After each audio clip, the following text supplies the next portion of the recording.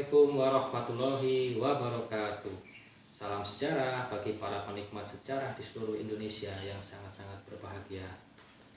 Pada kesempatan ini saya ingin menyampaikan isu-isu sejarah yang sangat menarik untuk dibahas, terutama dalam kajian sejarah Indonesia.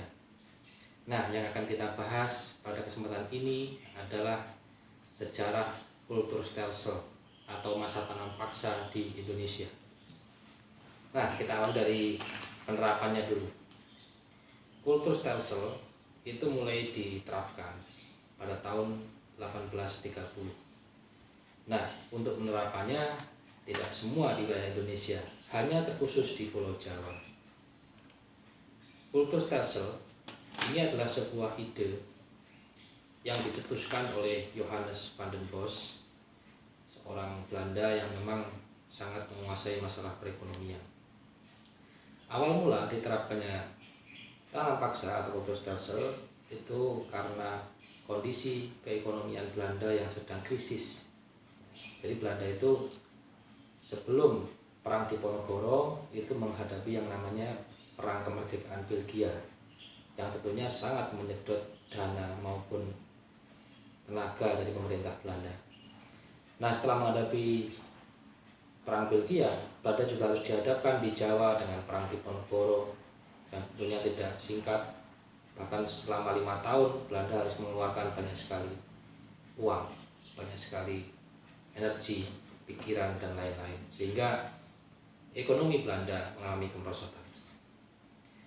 Atas sebab inilah kemudian Kulturstelsel itu diterapkan di Indonesia. Nah, apa itu Kulturstelsel? Nah, kita bisa membahasnya kali ini dengan seksama dan dengan mendalam.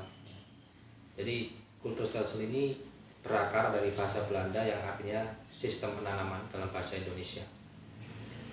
Nah, waktu itu memang para petani kita, khususnya di Jawa, itu memang diwajibkan oleh pemerintah kolonial untuk menanam tanaman-tanaman ekspor yang laku dijual di pasaran Eropa. Jadi secara singkat, lahan-lahan penduduk, terutama di Pulau Jawa, itu diwajibkan untuk menanam tanaman-tanaman ekspor. Di samping juga harus menanam tanaman-tanaman pokok seperti padi. Akan tetapi kuantitasnya lebih banyak ditanam tanaman ekspor sehingga timpang. Dan dampaknya apa? Dampaknya sangat-sangat memprihatinkan bagi bangsa Indonesia, tetapi sangat positif bagi pemerintah kolonial Hindia Belanda. Bagi Indonesia, dampaknya apa? Ya jelas, karena tanaman pokok sangat sedikit ditanam, maka kelaparan, kemiskinan, bahkan berujung kematian. Itu bagi Indonesia. Bagi Belanda, karena diuntungkan, maka apa? Ekonominya merangkak naik. Kemudian Belanda bisa membayar utang-utangnya yang dulu, mendapat keuntungan, bisa mengisi kas yang kosong. Bahkan ada pepatah, ada pendapat dari sejarawan yang mengatakan bahwa kota Amsterdam dan kota-kota Belanda lain itu dibiayai dibangun dengan darah keringat masyarakat Indonesia lewat Kulturstelsel itu. Akan tetapi kebijakan ini tidak berlangsung lama.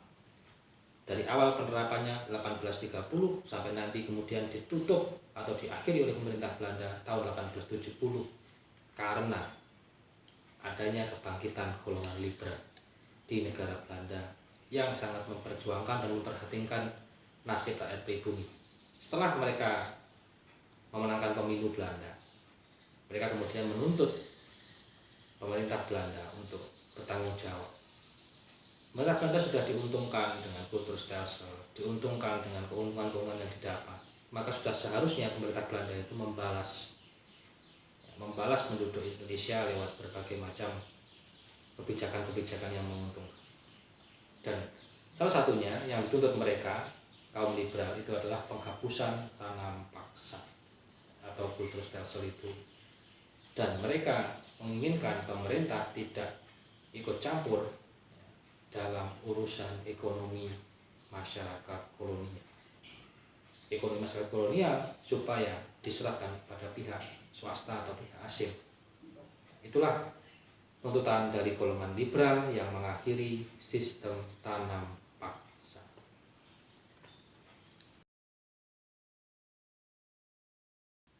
Setelah dihapuskannya sistem tanam paksa di Hindia Belanda tahun 1870, maka secara langsung pemerintah kolonial Hindia Belanda kemudian menerapkan sebuah sistem baru, namanya sistem usaha swasta, di mana pada waktu itu pemerintah tidak lagi ikut campur dalam aktivitas ekonomi.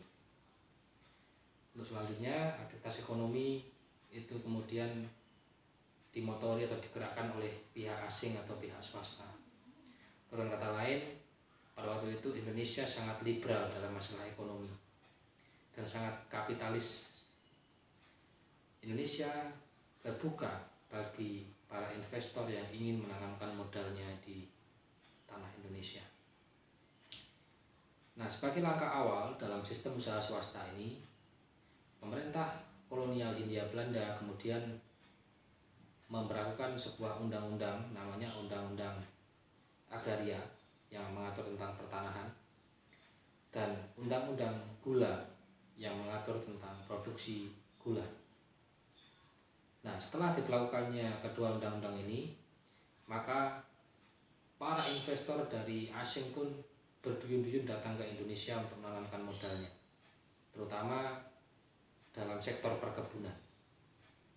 Implikasinya, datangnya modal asing ini membuat Hindia Belanda banyak dibanjiri modal, dan pada akhirnya nanti banyak dibangun infrastruktur yang menunjang tercapainya produksi massal dalam sektor perkebunan. Dan yang paling terkenal adalah sektor perkebunan gula, kemudian sektor perkebunan teh.